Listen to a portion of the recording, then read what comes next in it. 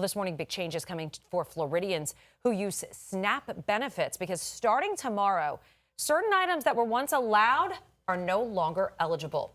We want to bring in 10 Tampa Bay News reporter Nick Valtero now. He's joining us live in studio. Nick, big changes for some people as they head to the next trip to the grocery store. Yeah, you know, Jenny, and we talked about it before. We go to the grocery store, you go to a restaurant, everything is so expensive. You go to Five Guys, it's $15 for a cheeseburger. You go anywhere, everything is up. Gas prices are up. So, of course, you're thinking about this right now from a grocery store standpoint. You're going to start seeing some very significant changes, especially on those people who rely on SNAP benefits to put that food on the table. And it really could catch some of those families off guard at the register. So here's how the breakdown goes. On starting Monday, SNAP funds, they can no longer be used for items the state classifies as unhealthy or ultra processed. That includes soda, energy drinks, things like candy, and some shelf-stable desserts like packaged snacks, cakes, cookies, and pastries. Now, the state says eligibility is now based more on health standards, not just whether something is considered food.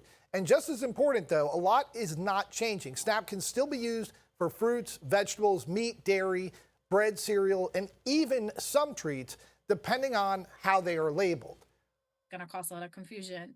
It's going to cause a lot of shame and stigma, and people not knowing why items they could have purchased beforehand are no longer eligible. Yeah, at checkout, enforcement is automatic. If an item is no longer eligible, the EBT system will decline it and you'll need to pay another way. The best advice, look for SNAP eligible labels, double check receipts, and plan ahead.